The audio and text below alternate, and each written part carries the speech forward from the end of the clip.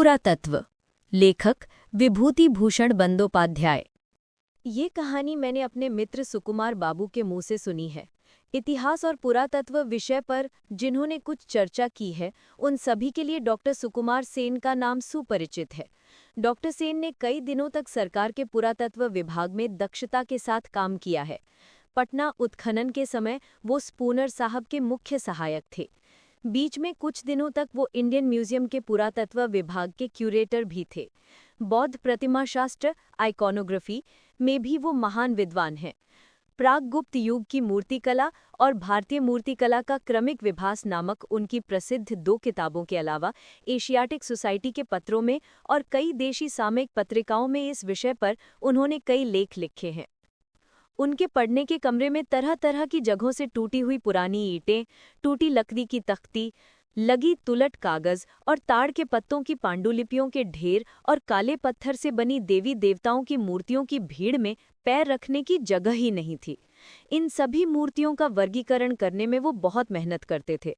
जब कोई नहीं लाई गई मूर्ति मिलती तो वो उसे अच्छी तरह देखते थे, पांडुलिपियों से मिलाते थे, फिर टिकट चिपकाते थे। बौद्ध मूर्ति तारा। कुछ दिनों बाद ये वर्णन उनके मन के अनुकूल नहीं होता था। वो अपने मन में कहते थे, उफ, ये तो ललितक्षेप मुद्रा हुई, तारा कैसे होगी। फिर वो लेंस हाथ में लेकर मूर्ति के इस तरफ और उस तरफ को अच्छी तरह देखते थे। मूर्ति का जो हाथ टूटा हुआ था उसकी ओर देखकर कहते थे, इस हाथ में जरूर कमल था। मतलब काफी अच्छी तरह से समझा जा सकता है ना।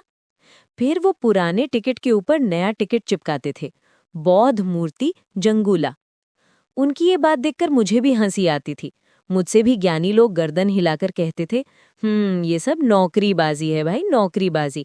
वरना कहाँ की पाटलिपुत्र कहाँ चली गई। ये लोग आज खोदी हुई ईंट पत्थर सजाकर हूबहू बता देते हैं ये अशोक के नाट्य मंडप की नींव है, वो अशोक के अस्तबल का कोना।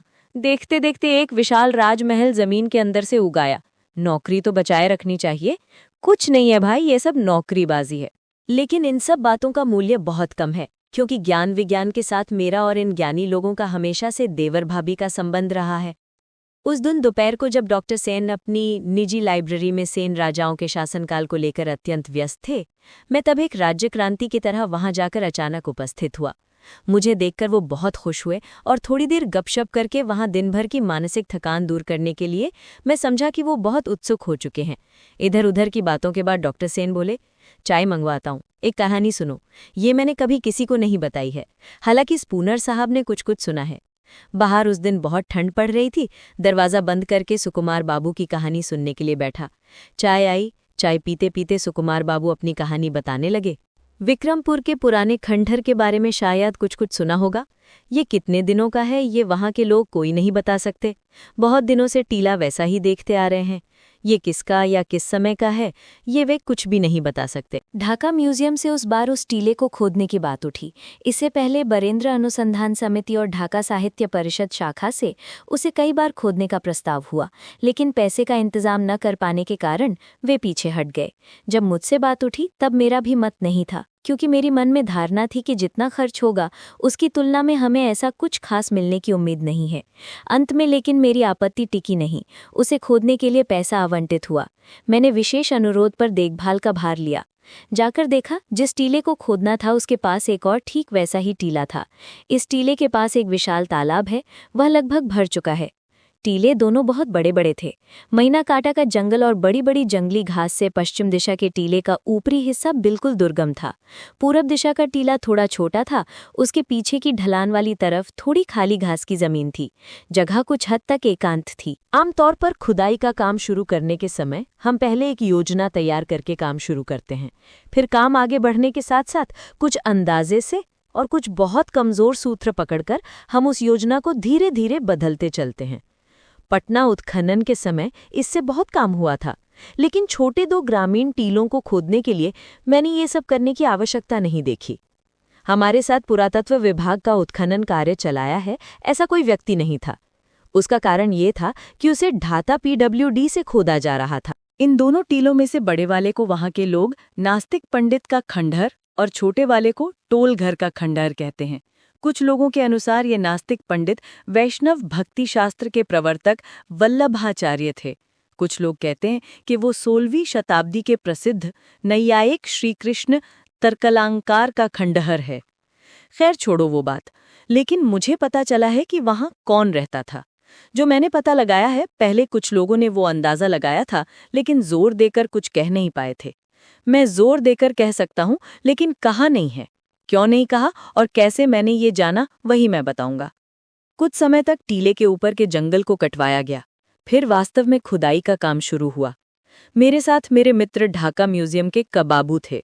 वो सिर्फ पुरातत्ववेत्ता नहीं थे, वो उससे कहीं ज्यादा पुरातत्व के प्रति आसक्त थे। मुख्य रूप से उन्हीं के आग्रह और उत्साह से हमने इस काम में हाथ डाला। दिन पर दिन दोनों टीलों के सामने एक विशाल घोड़ा नीम के पेड़ की छाया में कैंप चेयर बिछाकर हम तीर्थयात्री की तरह बैठे रहते थे। मेरे दोस्त की आंखों के भाव और उत्साह देखकर मुझे लगता था वो उम्मीद करते हैं खोदते खोदते कोई पुराने जमाने का राजमहल वाजमहल या ताड़ के पत्तों पर लिखा पूरा बांग्ला इतिहास का ग्रंथ या कम से कम उस अज्ञात नास्तिक पंडित का जीवाश्म शरीर ही जमीन के अंदर से निकल आए। खोदते खोदते सबसे पहले एक मिट्टी का घड़ा निकला। इस तरह की बनावट का घड़ा बंगाल की किसी जगह पर बनता है या नहीं मुझे नहीं पता। घड़े की गर्दन के नीचे से तले तक की वक्रता यानी कर्व जिसने दी थी, मैं उस गांव के कुम्हार का आदर करता हूँ। घड़े के अंदर लगभग आधा घड़ा कौड़ी थी। हिंदू शासनकाल में खरीद बिक्री के लिए कौड़ी का इस्तेमाल होता था, ये तो तुम्हें पता है।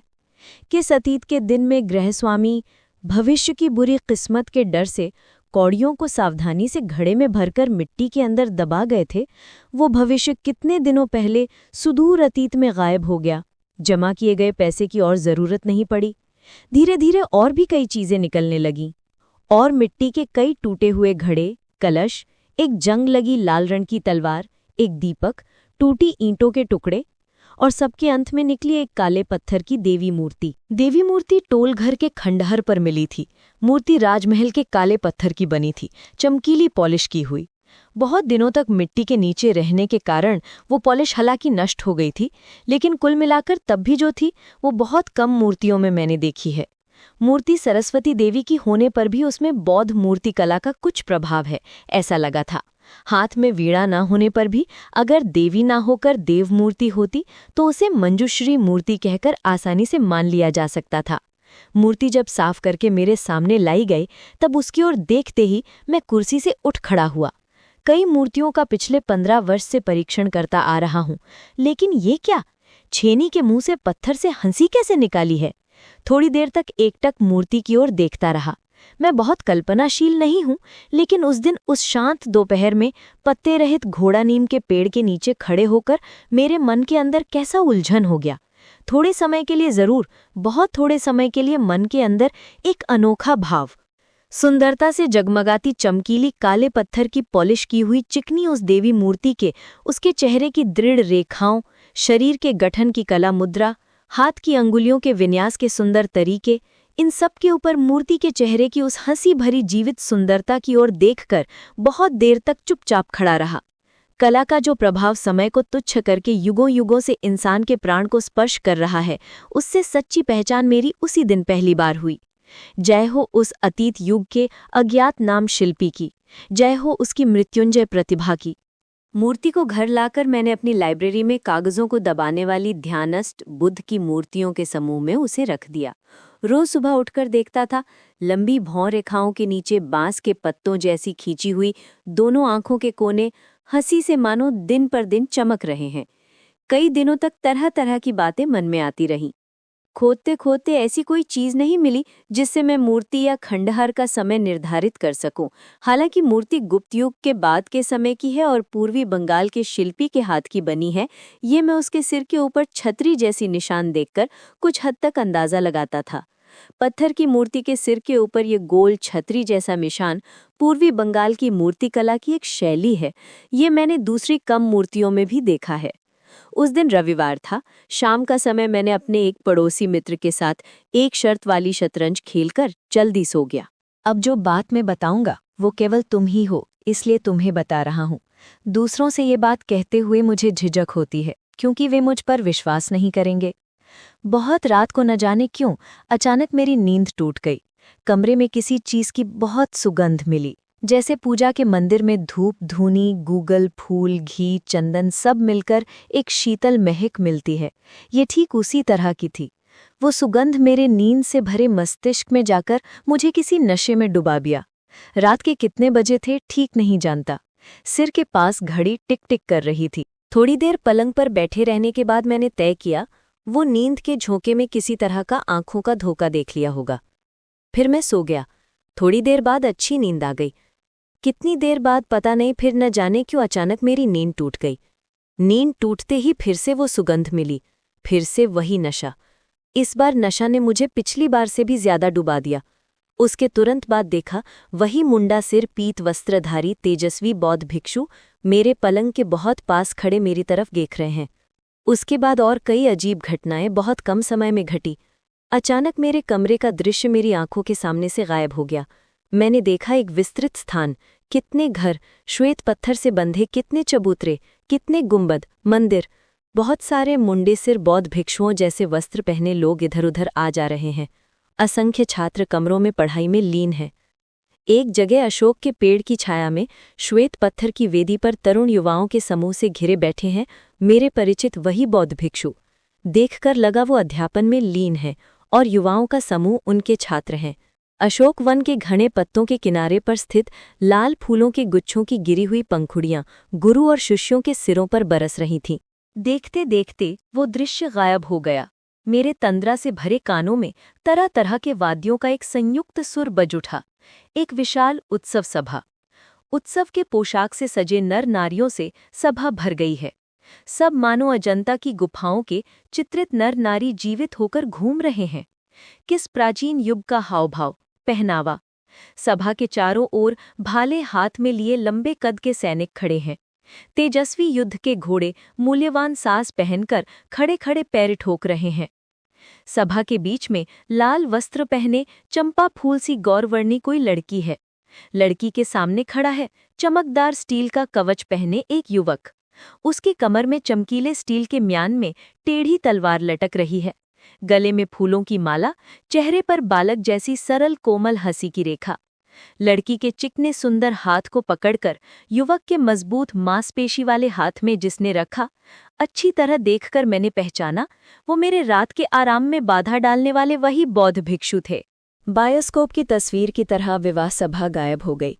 अचानक मेरे हाथ पैर मानो बहुत ठंडे हो गए। ठंड से दांत किटकिटाने लगे। पैर की उंगलियां मानो सुन्न हो गई। आंखों के सामने एक विस्तृत सफेद बर्फ का राज्य, ऊपर से बर्फ गिर रही है। बर्फ की भाप में चारों ओर अस्पष्ट है। आगे पीछे बहुत ऊंची पर्वत की चोटियां। सामने एक संकरा रास्ता बल खाकर ऊंचे से ऊंचे पहाड़ी प्रदेश में चढ़ गया है।